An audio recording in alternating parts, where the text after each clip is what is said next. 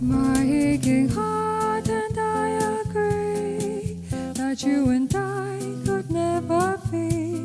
Greetings from Castle Goring, from Mickey, Aurora, and from me. As I tape this, William and Catherine are in the air on the way to Mustique to join her parents. I don't know that by the time that this is broadcast that the world might have discovered about it. Maybe not. But I thought, in case you don't know about it, and in case the press don't know about it, I am going to wish them luck and hope that they have a wonderful time in Mustique and that they are going to be left alone to enjoy their holiday. Isn't it wonderful? She's well recovered, and it's just marvellous. Then, of course, we have the foils. Not like Foyle's bookshop, Foyle, or like Christopher, the late Christopher Foyle. No, we have the Foils, Harry and Meghan. So, since they have been entertaining us, I think it would be most remiss of us not to appreciate the offerings that they have been dishing up for our enjoyment and delectation. And therefore, if I may, I will plunge in with what Maria Manning says. Oh, sorry, Maria Manning doesn't start with this. Maria Manning says, "Oh, Lady C, can I steal that? She has no feelings, but she does have an ego." You're welcome to steal anything that I say. I'm very happy. When I say things, what I do is I aim for the truth. I aim to give an accurate description. I started life as a painter, so I suppose you could say I paint with words. And Liz Brewer used to say somebody ought to follow you around with a notepad and take down your sayings. Well, I don't think it's quite that good, but however, you're welcome to anything I say. Anybody is welcome to it. You can even do an Oscar Wilde and steal what I have said and make it into your own. I don't mind. I really don't. They just fall out of my mouth the way lies fall out of Meghan's and Venom. But we'll get there. Ellen Burns says, "In one shot of them at Invictus, her look at him was pure hate, big block capitals. Until you see her face when she realizes someone was videoing, an instant smile and waved to the person. You have to see. I've seen it. Isn't it awful? My heart bleeds for Megsie, baby. You know, when Meg Ryan did When Harry Met Sally, and remember that famous scene, and the woman across the room said she'd like to have some of what Sally was having, and Sally was faking it. It's really difficult to fake it forever. I know. I've seen women do it.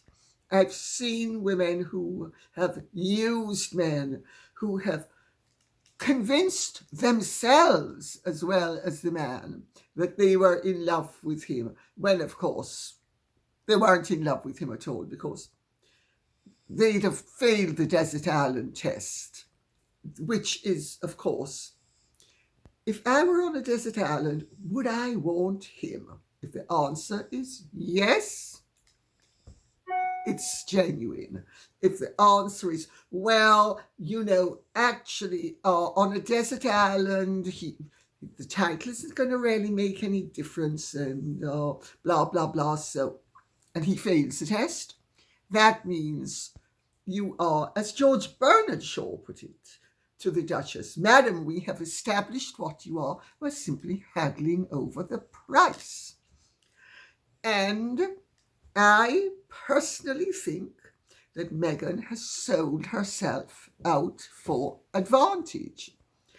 And it's a very, very high price to pay, because after all of it,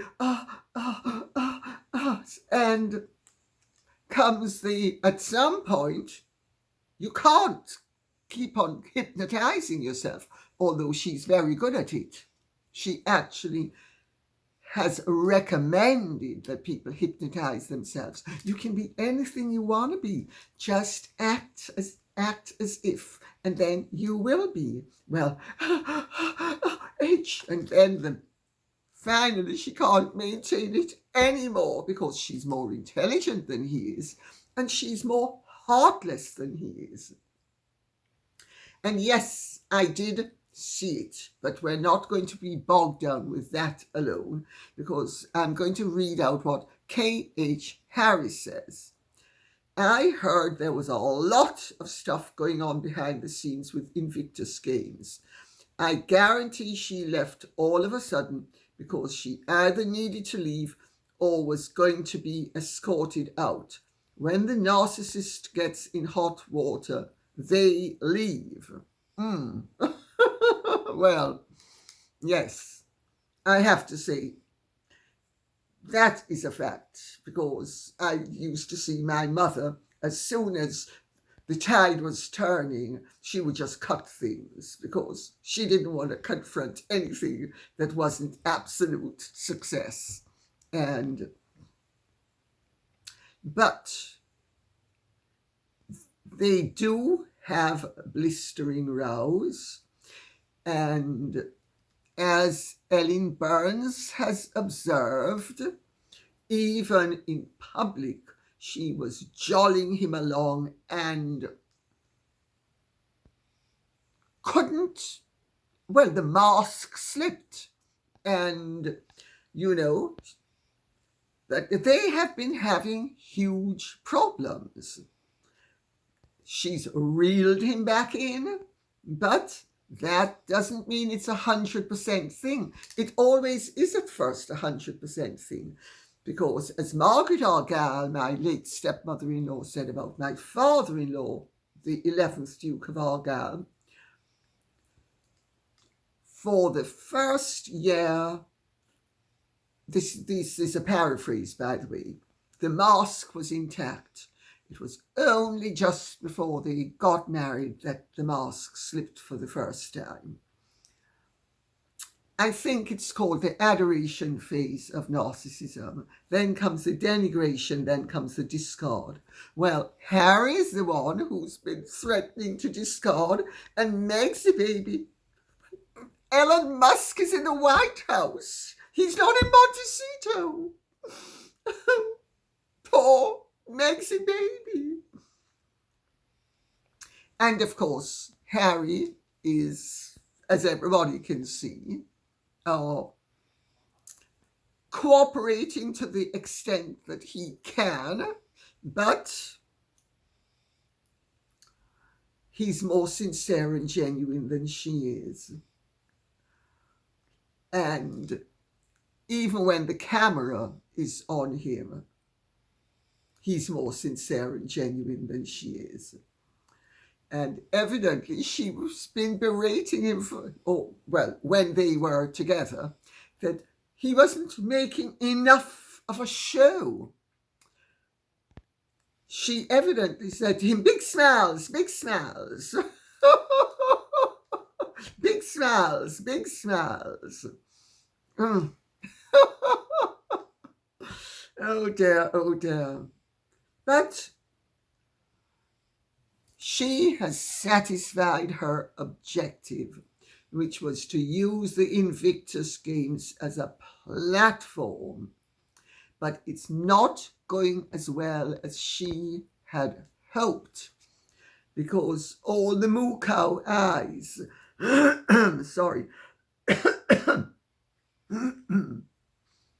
all the moo cow eyes aren't convincing anybody.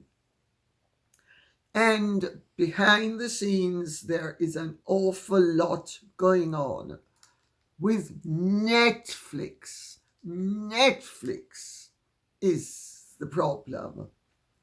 Netflix is a huge problem. I have some information that is such dynamite. I am deliberating when to share it. If I share it too soon, it can create the situation for what I have been told to be counteracted. So I need to share it when hopefully nobody else finds out about it, fingers crossed, and I will share it when it is too late for any counteraction to take place. So, huge problems with Netflix. Huge. They evidently had rows in Toronto, but they evidently also put on, Whistler and not Toronto. Toronto comes later. Whistler and Vancouver. But superficially, it's been, I'm so in love with him. Just so in love with him. Just please, no more BJs, please. I don't need to give him any more now. No more BJs, no. No more, no. I'm off the floor now, yes. Sandley says, Lady C, do you think that because Megsy Baby is having so much trouble with Netflix and all the edits of her new show, that is the reason she flew back and left Invictus? I'm of the mind it wasn't a Harry relationship problem. I'm inclined to agree with you. Things are rocky between them, and as Ellen Burns observed, when the cameras aren't on them, the mask slips and pure venom spews forth. But that's my understanding of why she left, was she always has one other priority more important than exploiting the platform that Harry gives her, which is to create her own platform. Then he becomes expendable if she can make enough money. But she's not going to be able to, because the harbingers are absolutely disastrous. I can only imagine that she has heard what I have heard. And if she's heard what I have heard, she will understand how disastrous her situation is shaping up to be. I can't believe that she would have not heard it and that I'd have heard it first, but you never know. You never know.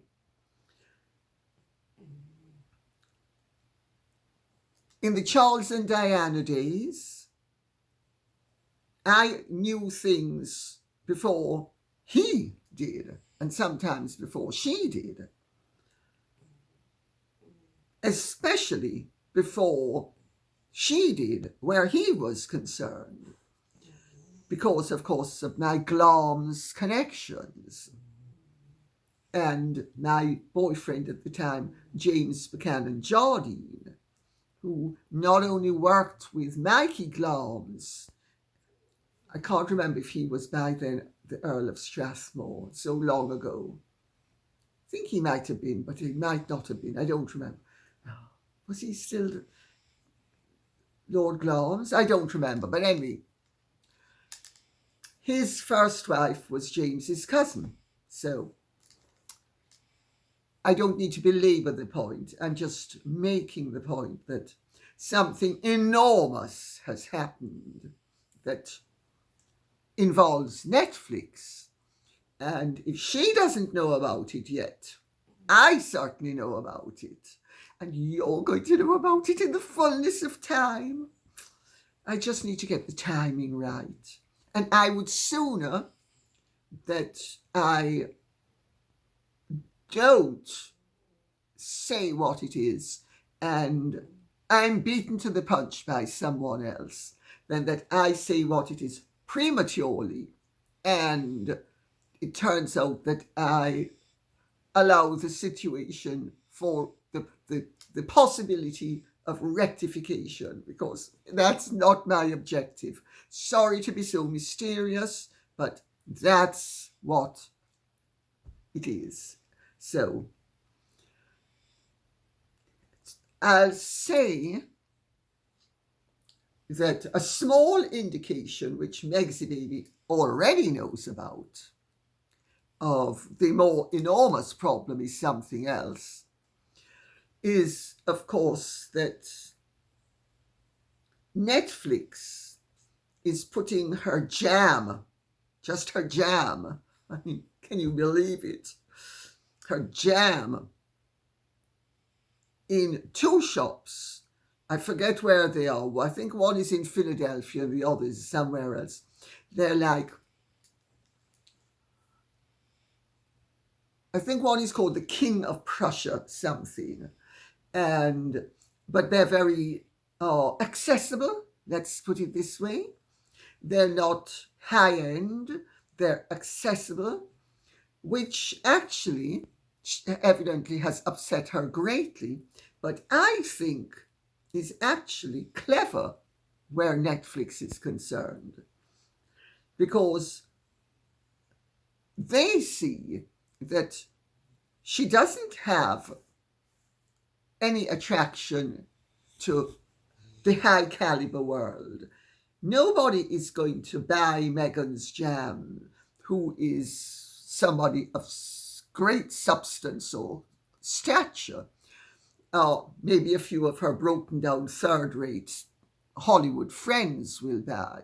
But, I mean,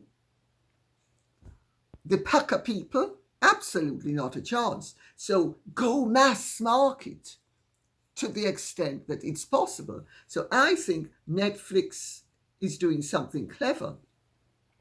I gather she doesn't think Netflix is doing something clever. She's very upset about it. Poor Megsy Baby.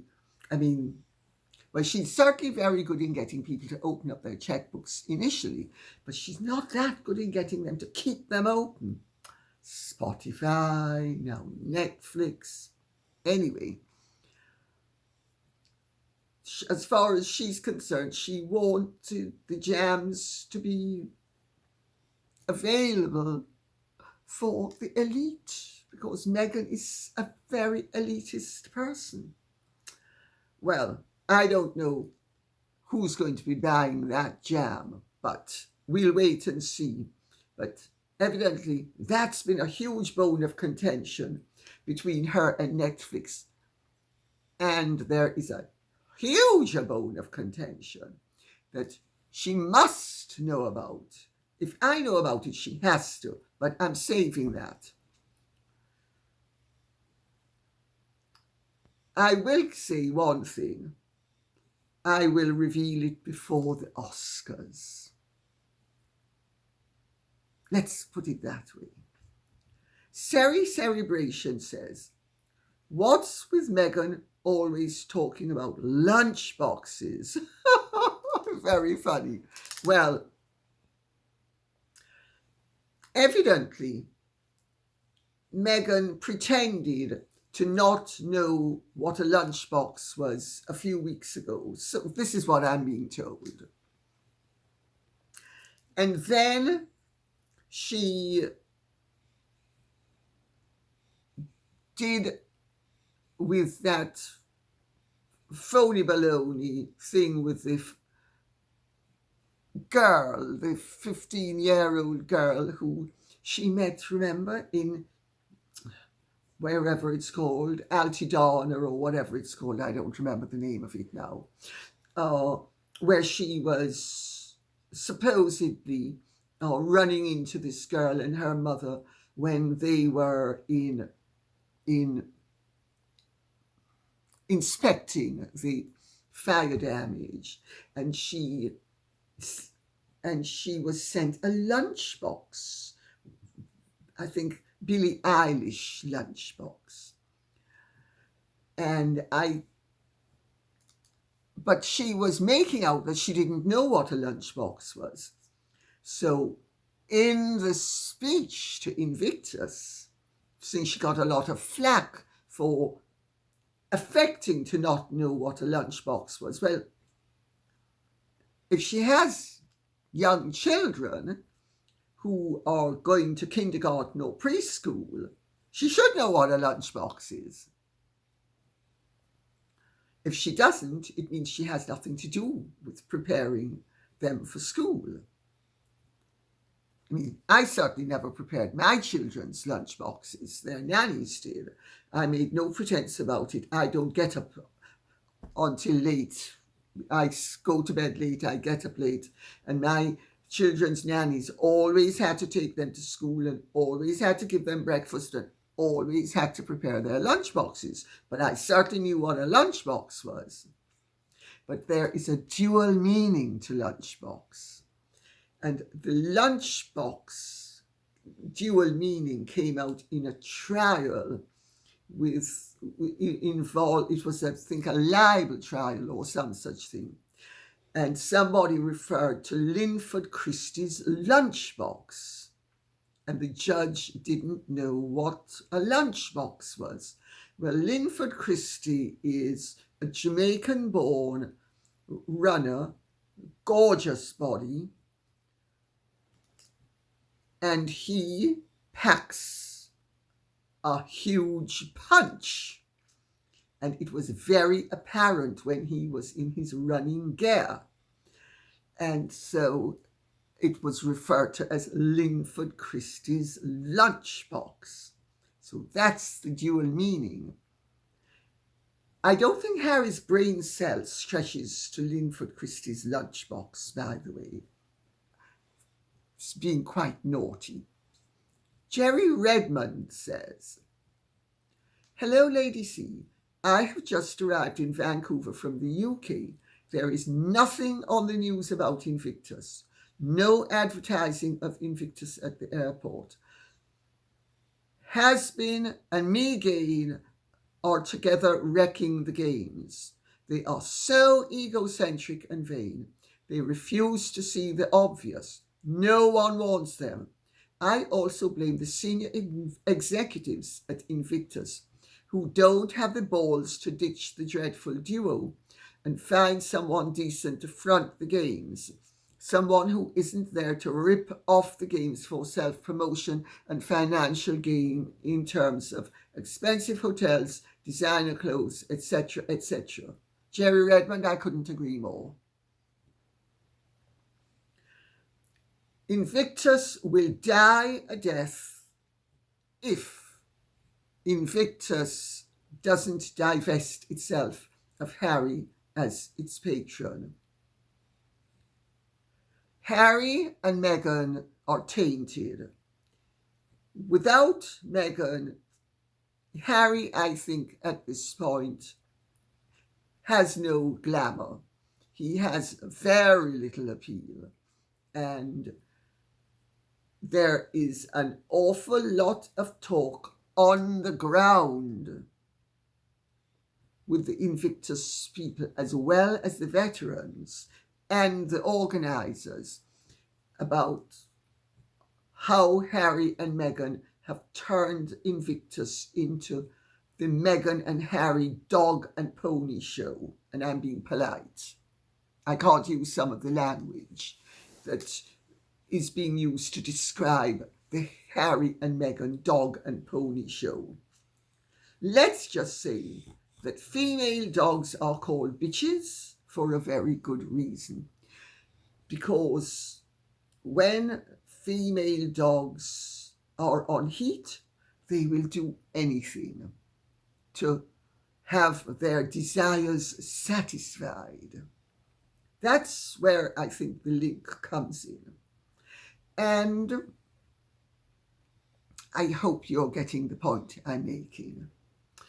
Tracy Bailey says, also I should say before going on to what Tracy Bailey says, there is huge disquiet about not only the expenditure where Harry and Meghan's presence is concerned, but also the tremendous bad publicity and bad feeling arising from this adverse publicity,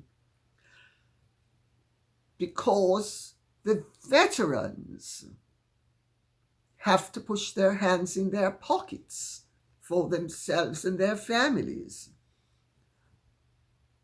It's a case of the rich being given everything and the poor having to subsidize themselves. How does that one work? Tracy Bailey says, Meghan is using the games for her own self-promotion. I always knew that she would end up doing this. It's all about her self-gain. Also, she is quite obviously copying Taylor Swift by kissing Harry with her hands and using a golf buggy. All photo opportunities to copy Taylor. She is so manipulative and contrived. Trump is absolutely correct describing her as terrible. Also, let's remember, Taylor Swift has done things for the royal family. Taylor Swift denied Meghan's approaches. That means that Meghan has to become Taylor Swift, because that's in her mind a winning game plan. Except the tide turned for Taylor Swift as well. Poor Megsy baby. Dare I have one tear left eye? Just one today. Sicilian says, Invictus will be on a fast downward spiral if Meghan Markle continues with her interference. In my opinion, she was definitely under the influence during that opening Invictus speech. Girls, wake up, run, go get Mutty some coke. Things are parched. I need some relief. The hello you was just creepy and inappropriate. She certainly looked as if she was high as a kite. By her own admission, when she's under stress, Meghan takes to her bed with a bottle. That's her admission. She's been under a lot of stress lately. Also, she obviously has sinus problems because she's always having to make sure that her nose doesn't dribble and that the itch is... No, of course, evidently, people who lie a lot, when they're lying, their noses itch.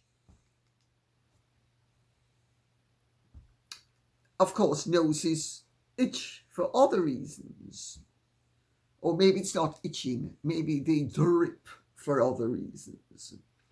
But whatever she was on, she certainly... I'm flying high! Oh, I'm flying high!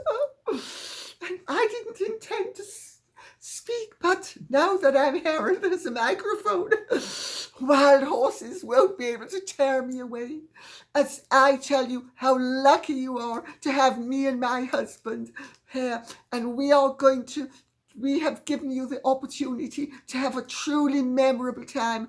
We're turning you from perfectly ordinary people who have ordinary lives into special people, and this is going to be the most special occasion of your life.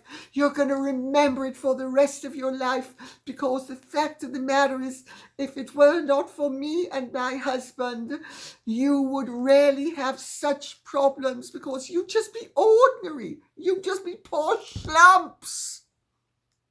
But you see, because of me and my husband, we have endowed you with specialness. The speech, had she had any dignity whatsoever, she would not have given that speech. But if she had no dignity and some common sense and some empathy and compassion, she would have simply said, instead of, hey you, like, hey you, I mean, talk about rude. She'd have simply said, good evening, ladies and gentlemen, or whatever the greeting is nowadays. Just good evening, everybody. It's so good to be here, and thank you all so much for coming. It is my honor and pleasure and privilege, blah, blah, blah, to welcome you on behalf of the organisers. And I will now hand you over to my husband, your patron, who will say a few words of greeting or whatever. But that's how she'd have done it. It would have been about them. It wouldn't have been about her, not about the father of my children and lunchboxes. And Harry's lunchbox isn't anywhere near as well packed as Linford Christie's. No, it's not. No, it's not. And I know all about lunchboxes because I'm a good mama to Harry's 2 children. Yes, I am. And just in case you think that I'm not their mom, let me tell you something. I'm their mom. I have their birth certificates to prove it.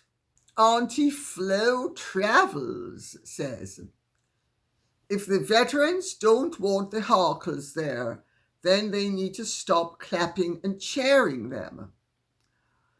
Auntie Flo Travels, I'm afraid the veterans, all veterans, swear an oath of allegiance to their commander-in-chief. The commander-in-chief is represented by Prince Harry. It's just good manners to clap. You can't expect them to behave in a niggardly way, in a mean-spirited way, in an impolite way. As it is, the clapping is restrained, and there's very little cheering for them. I mean, did you notice when Meghan got up and started, there was very little cheering or clapping? It's only when she said about coming home to Canada, because this is, remember, she lived in Canada for a while. That's when she got a rise out of them, because she had pressed their home button. But at that point, I think people also thought, well, she is the patron's wife, and we really were surprisingly, because people would have been surprised at how lukewarm the initial greeting or response to her appearance was, and they, to an extent, compensated for that. This is called good manners. I think people nowadays expect that people should be really ill-mannered when really there's no need to be ill-mannered. But there has been enough talk behind the scenes, and there has been the visible lack of enthusiasm for Meghan especially, less so Harry, but Meghan especially, and that there's so much talk behind the scenes that I don't know how they're going to get out of the difficulty, they being Invictus, the organisers, because this is building and building and building. Maybe they are taking the view that if they do nothing, it will resolve itself, which it will. Invictus will die a quiet death. And Invictus was created to give Harry something worthwhile to do with his time. It was created by the Royal Foundation of the Duke and Duchess of Cambridge and Prince Harry. It was created by other people, and Harry was not the founder or the creator.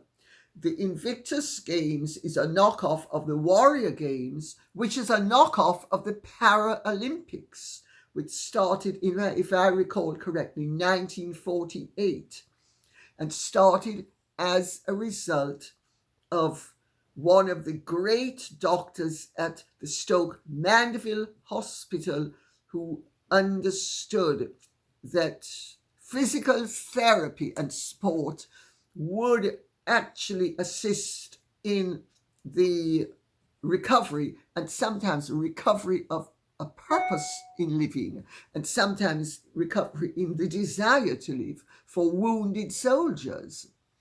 So that's how the whole thing started. It started at the Stoke Mandeville Hospital, and then it graduated to being the Paralympics. So we really don't need Invictus at all. We already have the Paralympics, and we already have Warrior Games. So there could well be, down the line, the decision taken, let it just peter out naturally, which means it has to fail. It's already failing. I mean, did you see the empty seats? I mean, it was so poorly attended, and there's practically no publicity for it. There's a lot of publicity of Meghan and Harry, but that's negative. That's not positive. So let us see what happens. Mrs. Simsey says, Lady C, question out of last field. The Beckhams show great respect for the monarchy. King Charles and David are obviously good friends. May I point out that a wise person who's not royal or hyper grand doesn't ever think that they are good friends with a royal. They are on very friendly terms with them. Reigning royals, especially in the British royal family, are notoriously fickle where what you and I would call good friends are concerned. King Charles, funnily enough, has been better than most because he, for instance, has been stalwart where Michael Fawcett is concerned, and they've never even been just friends. I mean, they have a friendly aspect to their relationship, but you wouldn't have said they were friends. But Are David Beckham and King Charles good friends? No. They have a friendly relationship. Each is using the other, and each is supportive of the other. But friends, that fails the desert island test. Sorry. So let me continue. Is it possible that King Charles would make him a baron instead of a knighthood? Hence, David and Victoria would help out the duties of monarchy like charity duties. They certainly bring class and glamour and are monarchists through and through. Your thoughts, please. Well, I think David and Victoria Beckham conduct themselves rather well. They certainly bring glamour. They certainly bring a degree of correct behavior. The king doesn't make nowadays, doesn't create hereditary peerages. And the king also does not create life pairs. They are created, well, I mean, technically, he creates them, but they are done through the honors committee, and they are usually political, or they are given primarily for public service rewards. Civil servants, the latest one is Sue Gray. She's been made a life baroness. The king technically can make anybody a hereditary pair. He can also make anybody a life pair, but the selection is out of his hands. So he wouldn't. Now, also, most knighthood selections are out of his hands as well. The Royal Victorian Order does not go up to peerages. It stops at knighthoods. The Royal Victorian Order is totally in the gift of the monarch. So he could make David Beckham a knight of the Royal Victorian Order. Will he do it? I think it will be a government appointment the way all of the others are government appointments. The honours list is done to give people rewards, and it's done by the committee, not by the king. So I hope that answers your question. Jill Bellingham says, in my opinion, it's almost like King Charles and Prince William finally agreed that the Sussexes were irrelevant. Plans began for the royal family to move forward. Unfortunately, serious illness struck the family. They have quietly gone about supporting each other and have moved the royal family forward. In my opinion, Harry has now realized the mess he is in, and the terrible things he has said and done have sunk him. In my opinion, all royal family members have finally been able to breathe a sigh of relief without fear of the duo turning up again. I've read this out because Jill Bellingham, you're right insofar as everything I have observed and heard, you're absolutely right. The royal family have understood that the situation is irretrievable in terms of a positive outcome, and they are simply allowing Harry and Meghan to annihilate themselves. And they're doing a very effective job of it. It's called giving them enough rope to hang themselves with, and aren't they doing a good job? And we will end with what 67608 says. You are so correct about Meghan's body showing classic signs of alcoholism. Thick midsection, muscle wasting. That would explain, at least in part, the weird judgment.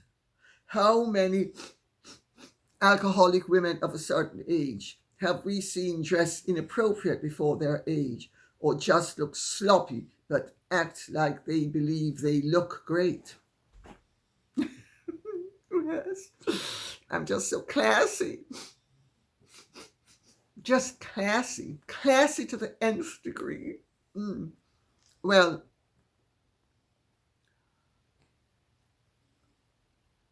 she certainly looks as if she's on something.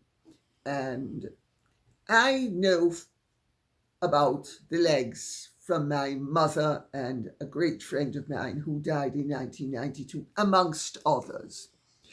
I remember when my mother was young, in her 20s, because my mother was 21, nearly 22 years older than I was. So I remember Mummy in her 20s. And she was known to have the most fabulous legs. And by the time she was in her mid to late 30s, they had shriveled.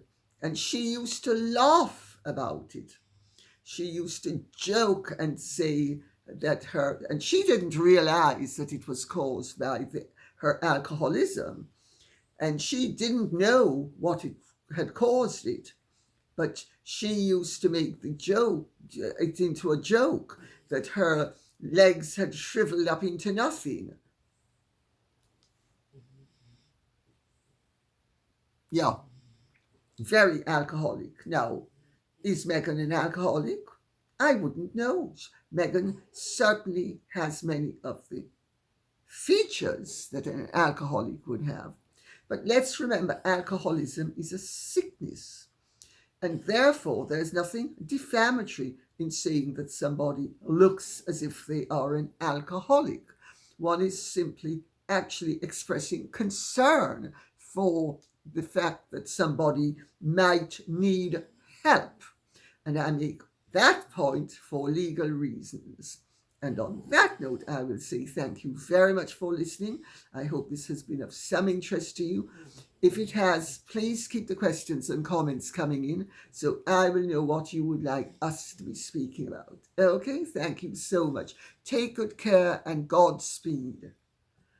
And if you have truly enjoyed this, would you care to like, share, subscribe, press the notification bell, and God bless. Bye-bye.